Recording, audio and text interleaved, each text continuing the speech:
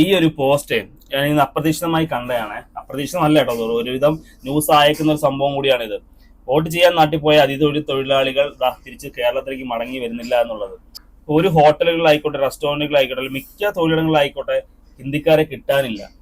അവരില്ലാത്തതുകൊണ്ട് എല്ലാവരും നെട്ടോട്ടം ഓടിക്കൊണ്ടിരിക്കുകയാണ്. ഞാൻ ഉൾപ്പെടെ ഈ പറയുന്ന വാഷിങ്ങിൽ ആളില്ലാതെ നെട്ടോട്ടം ഓടിക്കൊണ്ടിരിക്കുകയാണ്. കാരണം ഇവർ നമ്മുടെ കൂടെ ജോലി ചെയ്യുമ്പോൾ നമ്മൾ ഇവർക്ക് വേണ്ടുന്ന അത്തരം പ്രാധാന്യം കൊടുത്തിരിക്കുന്നില്ല. കാരണം ഇവർ പറയുന്ന സാലറി നമ്മൾ മിക്ക ഹോട്ടലുകളിലായിക്കോട്ടെ അല്ലെങ്കിൽ വേറെ ജോലി ആയിക്കോട്ടെ കൊടുക്കുന്നില്ല. ഇവർക്ക് കുറച്ചധികം സാലറി കൊടുത്ത് ഇവരെയും കൊണ്ട് ജോലി ചെയ്യിപ്പിക്കുക എന്നുള്ള ഒരു സിസ്റ്റമാണ് നമ്മളെല്ലാം പൊയ്ക്കൊണ്ടിരിക്കുന്നത്, അല്ലേ? ഹോട്ടലിലായിക്കോട്ടെ, റെസ്റ്റോറൻറ്റിലായിക്കോട്ടെ, വേറെ ഏത് ജോബ് ആയിക്കോട്ടെ പൊയ്ക്കൊണ്ടിരിക്കുന്നത്.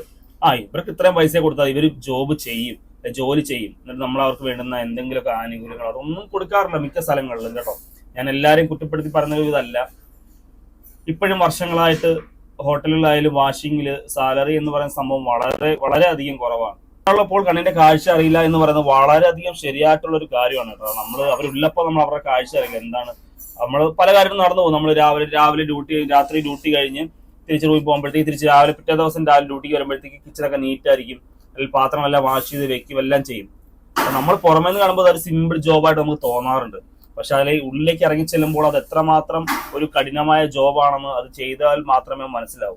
ഇപ്പൊ എത്ര സാലറി ഓഫർ കൊടുക്കാന്ന് പറഞ്ഞാലും നമുക്ക് സ്റ്റാഫുകളെ കിട്ടാനില്ല, ഹിന്ദിക്കാർ സ്റ്റാഫുകളെ കിട്ടാനില്ല. ക്ലാസിന്റെ പ്രതിസന്ധി മാറി വരുന്നത് പോലെ ബംഗാളികളുടെ പ്രതിസന്ധി മാറി വരുമെന്നാണ് ഞാൻ കരുതുന്നത്. അപ്പം തിരികെ വേറെ നാട്ടിലേക്ക് വന്നാലും അവർക്ക് വേണ്ടുന്ന ആ ഒരു ആനുകൂല്യങ്ങൾക്ക് മാക്സിമം എല്ലാ ആൾക്കാരും കൊടുക്കാൻ മാക്സിമം ശ്രമിക്കുക. അവരെ നമ്മുടെ കൂടെ ചേർത്ത് പിടിച്ച് നമ്മൾ ഒരാളായി വർക്ക് ചെയ്യുന്ന രീതിയിലേക്ക് കൊണ്ടുപോവുക.